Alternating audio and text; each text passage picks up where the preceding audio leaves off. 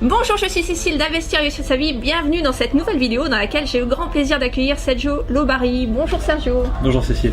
Alors Sergio, tu es fondateur d'une maison d'édition avec Susanna Chroma qui s'appelle Aska Édition. Et quand j'ai vu quand j'ai lu pas mal de choses et puis je t'ai vu dans différentes conférences où tu parlais de cette maison d'édition, j'étais assez impressionnée parce que je me disais waouh, dans un marché où l'édition est plutôt un petit peu en perte de vitesse en général, hein, dans des thématiques variées depuis quelques années, c'est assez courageux de se lancer dans ce domaine-là. Et du coup, j'avais envie de t'interviewer pour savoir plus sur ton parcours, sur ce qui t'a décidé à créer cette maison d'édition, et puis sur la façon dont tu aides les gens à travers cette maison. Donc, est-ce que tu peux nous présenter un petit peu ton parcours ? Alors, déjà, pourquoi moi en fait j'ai été dès le début passionné par l'édition? C'est parce que moi-même j'ai eu une transformation personnelle avec le développement personnel. J'ai jamais, à l'époque, historiquement, j'étais pas un grand lecteur. D'accord. Mais il y avait certains livres qui m'avaient plu, c'était plutôt des romans à l'époque. Ouais. Mais il y a eu un moment de ma vie où j'ai eu une transition, j'ai eu une rupture, où j'ai eu vraiment envie de changer, envie d'accomplir plus mes rêves, vraiment briller, réussir et pas juste un petit peu, comment dire. Pour moi, en fait, il y avait ce moment de transition où j'avais envie de m'autoriser à réussir. D'accord. Et j'avais envie de vraiment aller à fond dans la réussite. À l'époque, j'étais comédien, j'étais acteur, je faisais du théâtre, je faisais des courts-métrages, mais je m'autorisais pas vraiment le fait de réussir, la réussite financière, vraiment tout ce côté-là de la réussite qui, à l'époque, pour moi, c'était une partie un peu sombre. Au moment où j'ai commencé le développement personnel, au moment où j'ai commencé à découvrir ces livres-là, ça a eu un impact vraiment important sur moi et j'ai commencé à me dire, ok, donc la réussite, c'est pas ce que j'imaginais à la base. Je vois un monde différent, une vision différente de la réalité qui s'ouvrait, des perspectives différentes. Et quand j'ai entrevu ces perspectives avec le développement personnel, j'ai été de suite très passionné par des auteurs et des conférenciers qui étaient américains. D'accord. Parce qu'en France, le marché du développement personnel, c'était à peu près il y a 5 ans, en 2011, il y avait des choses, mais il y en avait moins que ça. Ouais. Depuis, ça s'est beaucoup développé. C'est vrai. Et à ce moment-là, j'ai commencé par être passionné par ces différents auteurs. Et à un moment donné, j'ai commencé à traduire des conférences. J'ai commencé à m'essayer à interpréter des conférences. J'ai commencé même à moi-même interpréter des conférences en live. Donc j'allais sur le sol américain, j'interprétais des conférences. Et je commençais à lire des livres beaucoup plus que d'habitude, qui me passionnaient beaucoup plus que d'habitude. Et là, ce milieu de l'édition, c'est quelque chose de particulier. Et j'aimerais bien, moi aussi, y participer, contribuer au développement de ce monde du développement personnel, sachant qu'à l'époque c'était plus une vision qu'autre chose, et je savais pas du tout dans quoi je me lançais.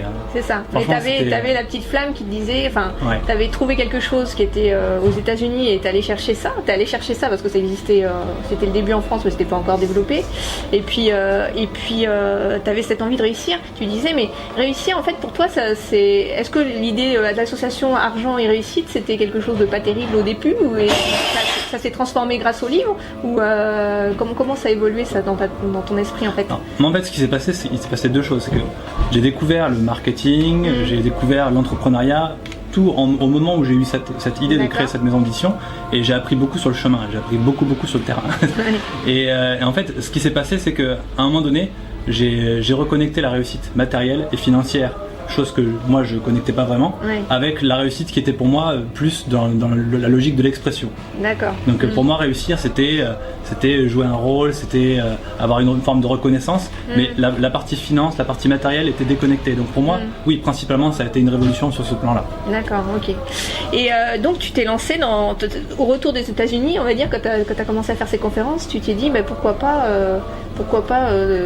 importer certains livres en France. Comment ça s'est déroulé Alors, comment ça s'est passé au tout début? Juste, j'avais commencé à interpréter des conférences, j'avais commencé à traduire des audios, et au tout début, à la base, Aska Édition, j'avais regardé ce que je voyais du marché, ce que je percevais du marché, et j'étais parti sur une maison d'édition qui ferait du livre audio. Je voulais faire exclusivement du livre audio. C'était ça l'idée de base.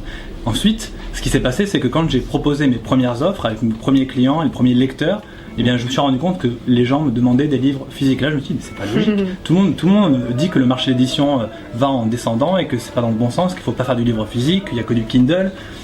Et en fait, je me suis rendu compte que la réalité était tout autre. Finalement, le marché, les lecteurs du développement personnel sont des personnes qui ont une relation avec le livre, qui font qu'un livre, ils l'ont avec eux.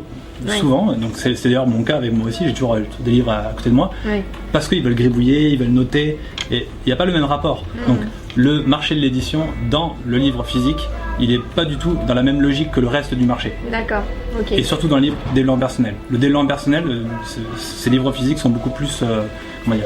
Et c'est en écoutant en fait ton marché? Comment t'as fait? T'as fait des sondages? Comment t'as procédé en fait? J'ai fait de la seule manière qu'on fait pour tester un marché, j'ai fait des offres. Bah oui. Le sondage, c'est oui, ça marche, mais la meilleure manière, c'est de proposer des livres, de proposer des offres. Ensuite, j'ai vu la réponse, j'ai vu comment ça s'adaptait, et je me suis adapté. D'accord. Donc le premier livre que t'as édité, en fait, c'était un livre, c'est un livre assez précieux parce que c'est un livre de Napoleon Hill qui s'appelle Plus malin que le diable, c'est ça? Oui, tout à fait. Ensuite, t'es allé le dénicher. Alors en fait, c'est ça. Ce qui s'est passé, c'est qu'à cette époque-là, je voyais l'état du développement personnel en France et le fait qu'il y avait beaucoup d'auteurs qui n'étaient pas traduits, dont Napoléon Hill principalement. J'ai vu qu'il n'y avait pas beaucoup de livres. Avec Réfléchissez de Nerich à l'époque, il y avait Le succès par la pensée constructive, il y avait Les lois du succès qui étaient en cours d'édition, qui n'étaient pas encore publiés. D'accord. Et j'ai vu le potentiel d'expansion du marché. Je me suis dit, je pense que ça va grandir. Ça a besoin de ça a forcément, parce que les gens ont besoin de ça. Ouais, ils ont besoin de cette information. Moi, j'en avais besoin, j'ai découvert qu'elle était utile pour moi, et j'ai réalisé que ces informations, les gens en avaient besoin. Donc je me suis dit, ça va augmenter, c'est obligé. D'accord. Donc c'est dans cette partie-là. Ensuite, j'ai entendu parler de ce livre, Plus malin que le diable, qui est arrivé à mes oreilles, et j'avais entendu parler de son histoire un peu particulière. C'était un livre qui avait été donc écrit en 1938, dont les conseillers de Napoléon Hill l'avaient déconseillé justement de le publier parce qu'il était trop sulfureux, il était un peu trop choc pour l'époque. Du diable, c'est pas pour un titre. Il n'y avait pas que ça. Ouais. Ça, c'est que le début. Le livre parlait du diable, il critiquait l'éducation et la religion, le statu quo de l'éducation et de la religion aux États-Unis à cette époque-là. D'accord. Bon, voilà, il était assez, assez intense. Et de ce fait, vu qu'il avait écrit Réfléchissez de Nerich, qui était en train de devenir un best-seller important, un an après, quand il a écrit ce livre-là, ses conseillers lui ont dit, non, sa femme lui dit jamais tu publies ce livre-là, et donc il lui a fait promettre de jamais le publier. Okay. Donc le temps a passé, donc 70 ans plus tard, le directeur de la fondation Napoléon Hill a été convaincre les héritiers de Napoléon Hill justement son petit-fils de le publier, parce que ce livre-là avait un message important. C'est le seul livre où Napoléon Hill aborde vraiment le côté obscur des peurs de la nature humaine. D'accord. On dit qu'il parle des blocages, des résistants, de tous ces trucs-là qui sont présents et qui sont des pièges dans lesquels on peut tomber. Et donc Napoléon Hill, dans ce livre-là, fait l'allégorie du diable, il fait un entretien avec le diable, allégorique bien évidemment. C'est pas du tout un entretien ésotérique, canalisé, je sais pas quoi qui vient de... Non, il le dit lui-même, c'est un entretien allégorique. Et puis d'ailleurs, Napoléon Hill, il a écrit beaucoup de livres qui inspirent aujourd'hui des gens qui sont dans le business, donc c'est pas du tout ésotérique, c'est vrai que c'est des choses... très pragmatiques. Voilà, très pragmatiques, effectivement. Et alors du coup, donc tu as lancé suite à ça la maison, enfin tu l'avais... Ça s'est fait comme ça, La maison d'édition est partie avec l'édition de ce livre-là, c'était le tout premier livre. Donc je l'ai traduit moi-même, ensuite je me suis fait aider par une équipe, ensuite j'ai créé la maison d'édition avec Aska Édition, avec Susan Akroma et... Voilà, et c'est parti. Et puis après c'est parti. Et puis après c'est toujours pareil, n'importe quelle entreprise, on part et puis au fur et à mesure on apprend, on grandit, on prend des risques et puis petit à petit ça grandit. C'est ça. Alors aujourd'hui vous publiez des livres donc sur le développement personnel, donc essentiellement ça, ou il y a des livres, c'est vraiment le sujet Alors le développement personnel, dans les différents angles du développement personnel, ça peut être aussi en tant qu'entrepreneur, ça peut être aussi pour le marketing. Donc là, nous avons un livre qui va être publié de Biba Pedron qui s'appelle Sauter le pas.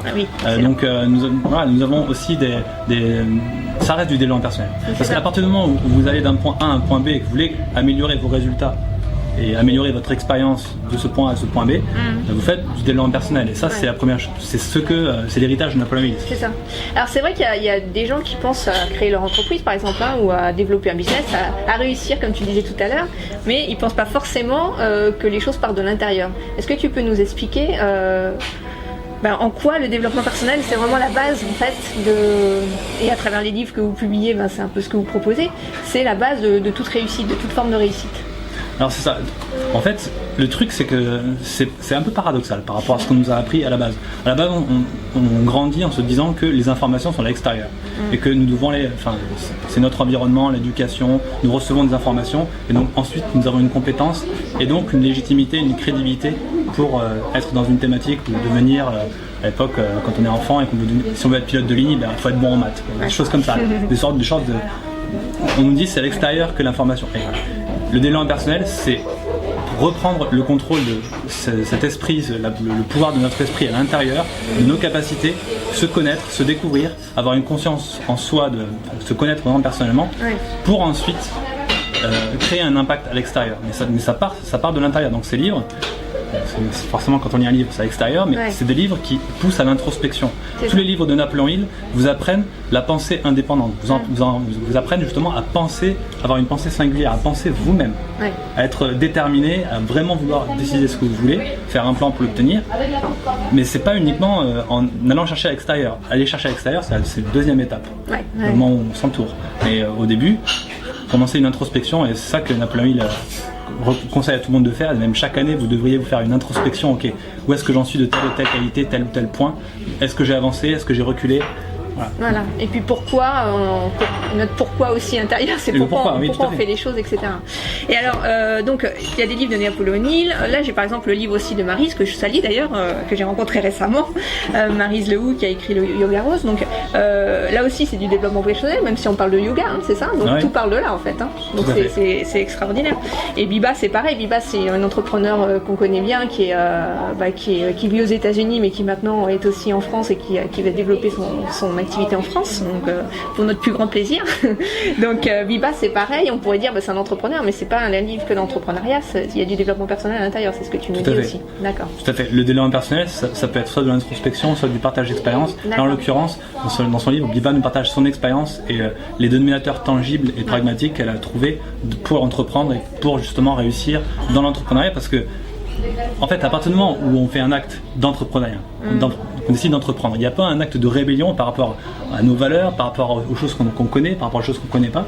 Et chaque entrepreneur saute dans cet inconnu.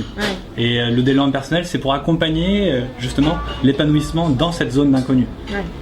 C'est ça vraiment que nous fournissons comme service par les livres que nous vendons avec Aska Édition. Est-ce qu'il y a quelque chose en particulier que les gens doivent faire pour s'initier à ça, en fait, pour commencer à travailler sur eux et puis à faire cette introspection? Par où commencer? Par où commencer cette introspection dans le développement personnel?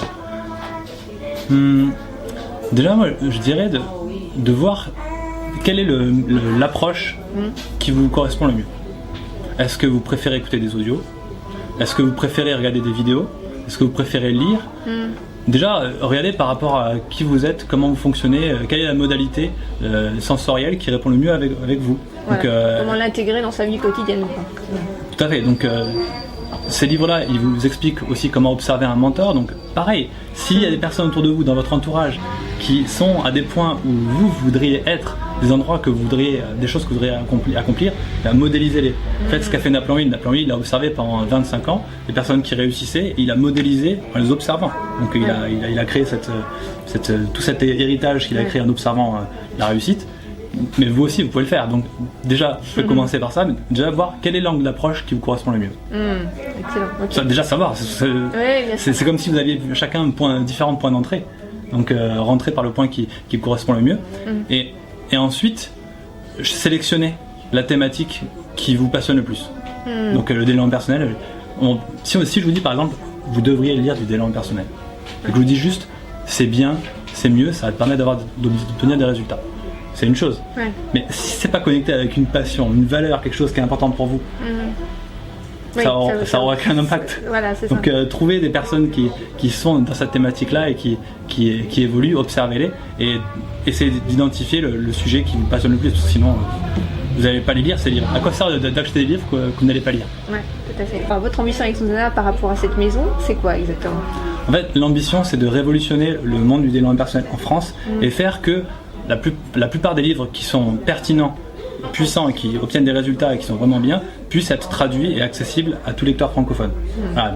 Principalement, nous faisons en sorte de rompre la barrière de la langue qu'il peut avoir entre les personnes entre justement les États-Unis et la France, mais pas que. Aujourd'hui, nous travaillons principalement avec des auteurs américains, mais nous avons des perspectives qui peuvent bien sûr aller au-delà de la seule langue anglophone. Ouais, d'accord. Ah, ok, bah, merci pour tout ce que tu partages avec nous. Longue vie à Aska Édition. et puis on te retrouve à mettre le lien donc, vers ton site, hein, votre site. D'accord. Pour que les gens puissent retrouver tous les titres qui sont, j'imagine, sur la page, c'est ça, sur la page avec web. grand plaisir. Ok, bah, merci beaucoup Sergio. Avec plaisir. Et à Cécile. très bientôt. Partagez si vous avez aimé cette vidéo et surtout allez découvrir les livres qui vont peut-être changer votre vie comme ils l'ont fait pour Sergio et qui sont en train de le faire pour moi également. Donc voilà. Merci. À bientôt.